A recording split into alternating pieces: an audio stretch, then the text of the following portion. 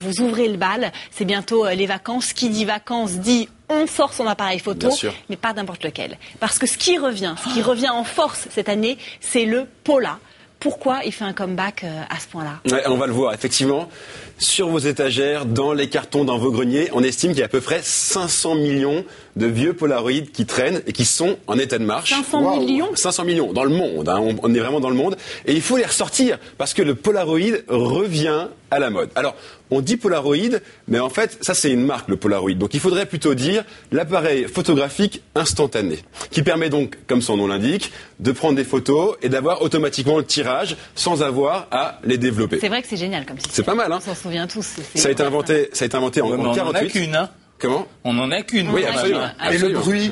Mais oui, le bruit, la photo qui apparaît petit à petit, c'est génial. Il y a un côté très charmant. Ça a été inventé en 48, encore une fois par un Américain, et ça a vraiment commencé à cartonner dans les années 70. Dans les années 70, c'est le must. Tout le monde a un Polaroid.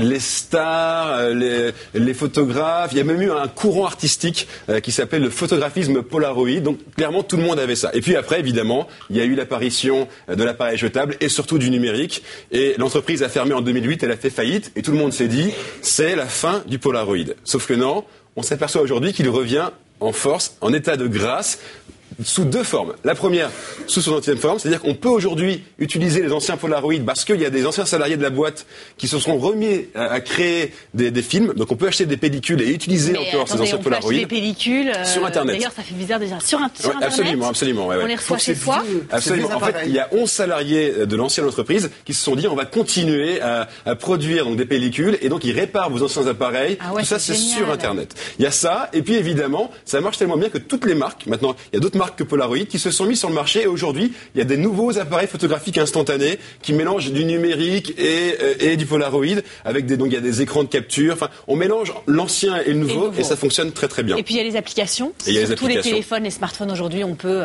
télécharger des genres Polaroid. Absolument. Voilà. C'est-à-dire que l'effet Polaroid, c'est cette photographie un peu jaune. Eh bien, elle revient clairement à la mode. Il y a des imprimantes maintenant qu'on peut connecter à son ordinateur ou à son appareil photo. Vous voyez, on le voit ici à l'écran.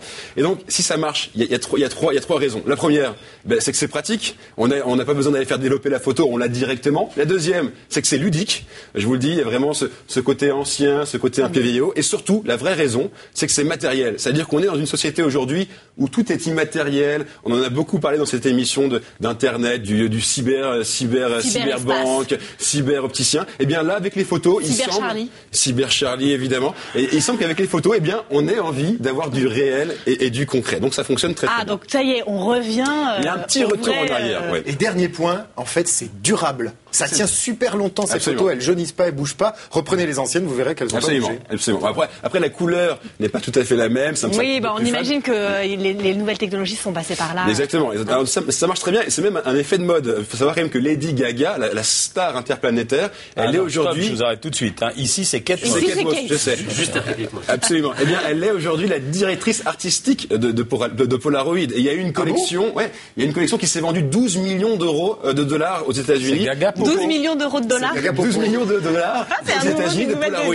C'est pour vous dire, il y a clairement un effet. Le seul hic, c'est le prix. On estime que finalement faire une photo en Polaroid, ça coûte aujourd'hui 1 euro. Donc c'est quand même très très cher. Charlie, l'heure est aux économies. Absolument. Donc, voyons. Et moi je trouve personnellement qu'il y a un certain snobisme là-dedans. C'est un peu comme si on voulait retourner à la bougie alors qu'on avait inventé la machine à écrire. Oui, non, mais de toute façon on est toujours nostalgique d'une époque. Mais moi je trouve ça mignon de récupérer le Pola de ses grands-parents un peu planqué à la cave et de se dire que ça peut remarcher aujourd'hui parce que effectivement il y a des gens qui le remettent au bout du jour. Ça c'est votre côté nostalgie.